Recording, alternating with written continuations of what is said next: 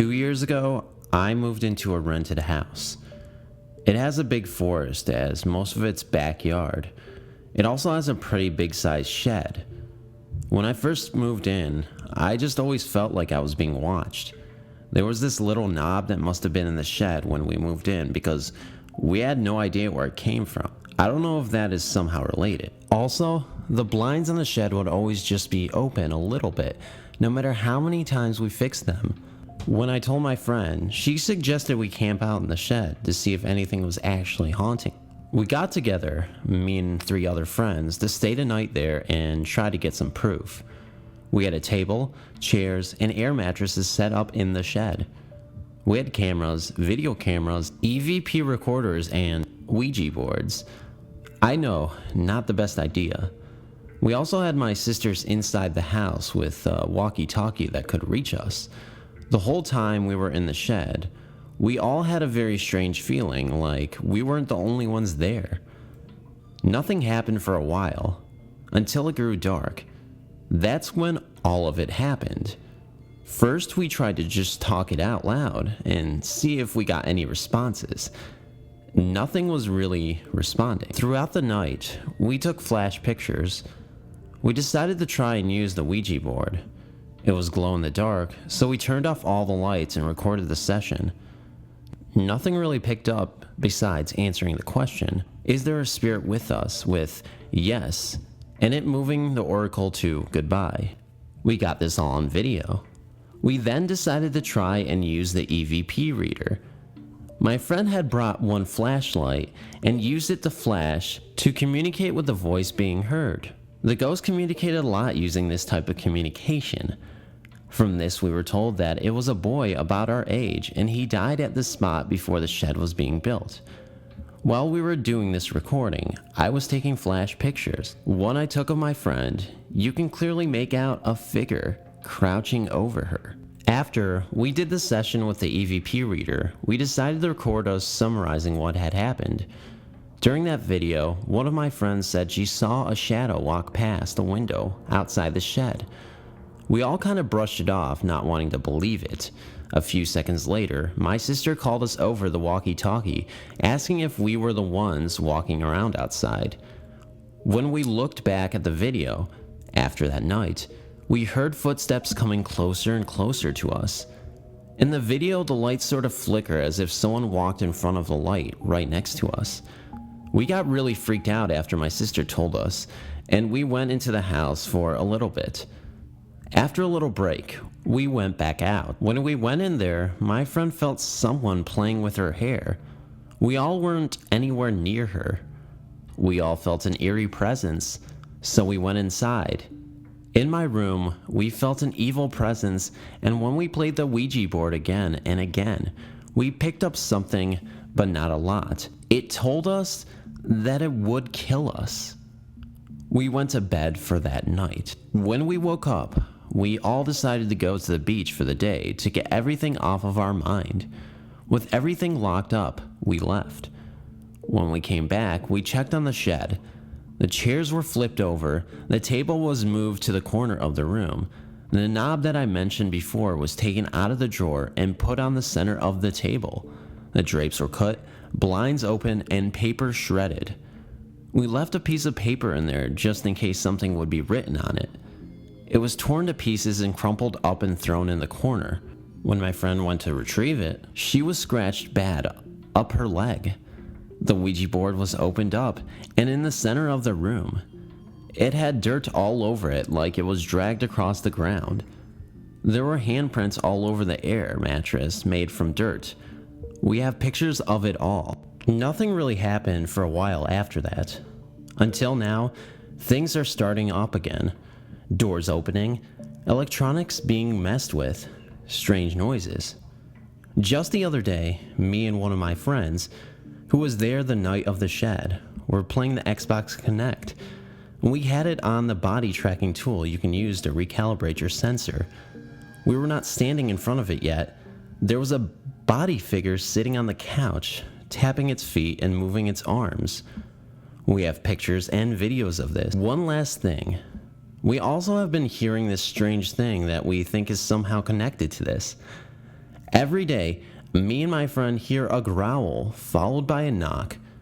We will hear from them at different times, but around the same time.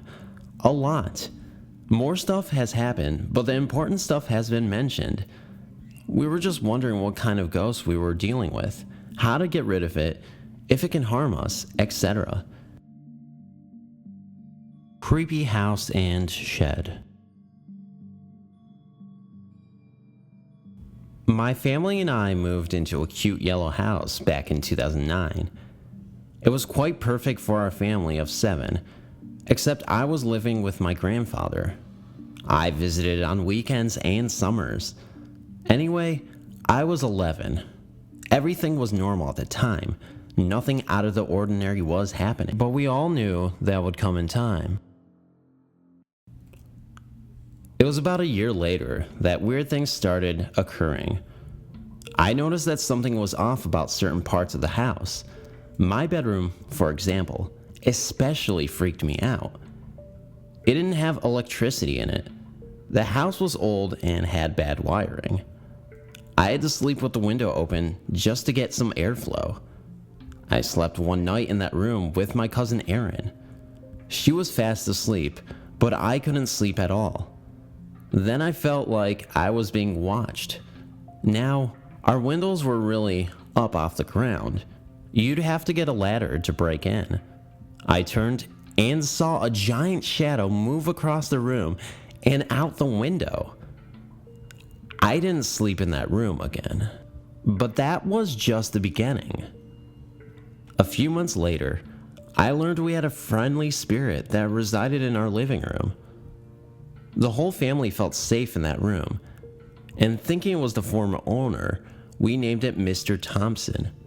He would do the usual, opening doors, moving things, appearing at times even, but he wasn't the shadow I saw. One night, while I was eating and talking on the phone, I noticed a figure in the window. It was tall, slender, and walked in a stooped manner. It was outside and slowly walked across the window and disappeared. I was a little spooked, but not concerned. Now, we had a shed outside past the garage. My sisters and I did not feel right about it at all. My youngest sisters were toddlers at the time, and they refused to go near it. They said there was a scary man in it. I remember one time my sister Christina was going to jump off it in an attempt to break her leg. I, of course, was going to videotape it. She backed out and started to get down, but suddenly rushed forward. In the video, you can make out a face and hands behind her. We didn't go near it again. A few weeks after that, I was in my sister's room to sleep. And we were all half asleep when our noisemaker went flying across the room. No one touched it. At the time it was thrown, it sounded like someone was growling. A few months later, before we moved, my sister Christina and I were lying in our bed, wrestling and giggling. I suddenly had the urge to look out the window.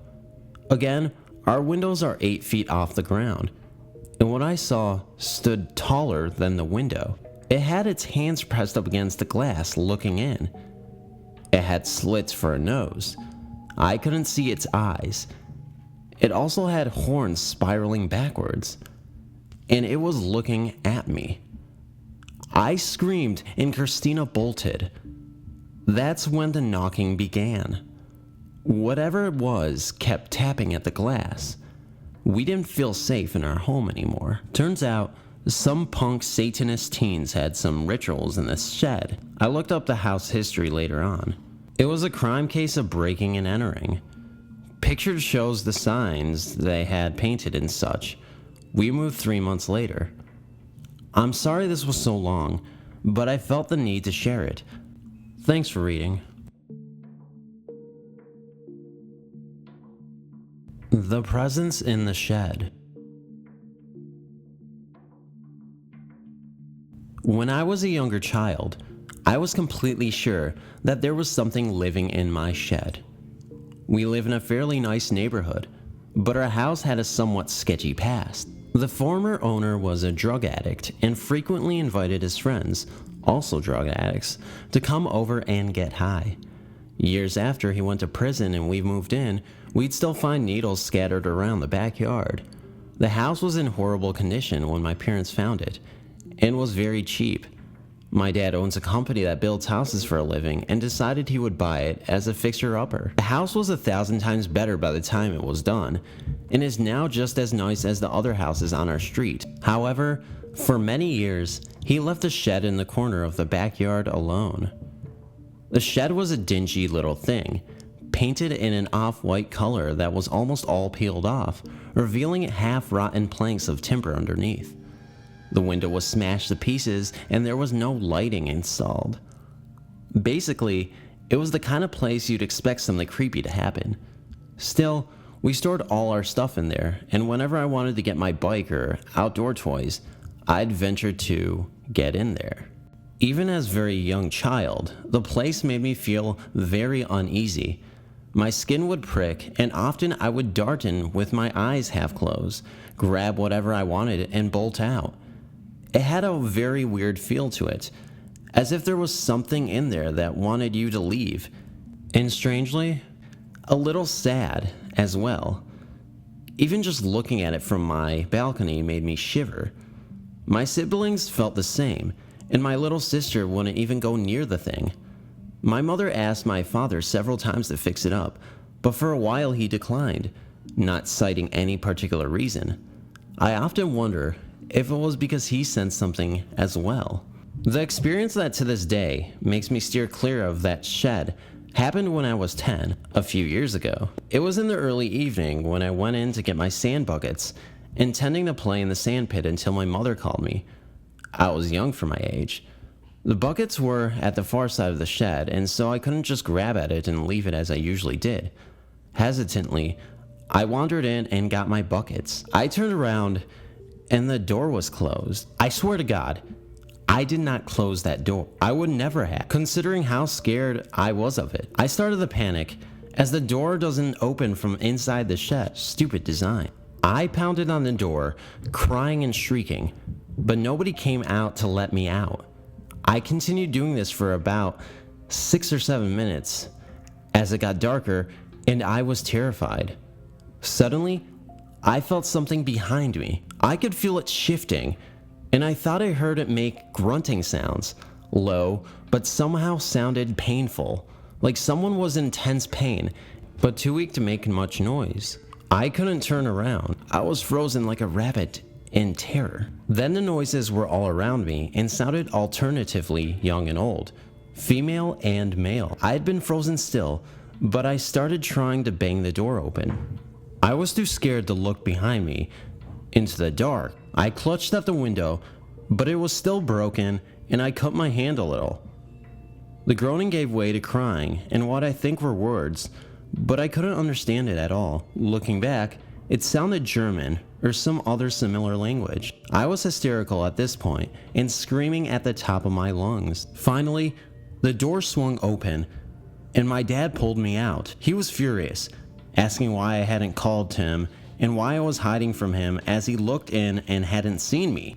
I guess he assumed I was hiding in the corner or something, because he was the angriest I'd ever seen him. He dragged me inside where my mom and siblings were gathered around the table. My mom's eyes puffy and red and my brothers and sisters looking scared. Turns out, I'd been there for an hour or more. It felt quite short to me, but that doesn't really startle me because when I get panic attacks, time is a little fuzzy. What scares me is they couldn't find me at all, and my dad had peeked in the window I was standing right in the view of. They should have been able to see me, but they didn't. Of course, they didn't believe me. My mom balked when I said I heard a voice, but as I went on, I think she chalked it up as some extreme fright hallucinations from being locked in and didn't investigate. I never went back into that shed after my dad renovated it. Seeing it now makes me feel literally sick to my stomach. It's oddly less of a scary feeling now than a very, very sad feeling though. I know something horrible happened in that shed, though what exactly, I have no clue. I would like to know, but I doubt anything will ever reveal itself.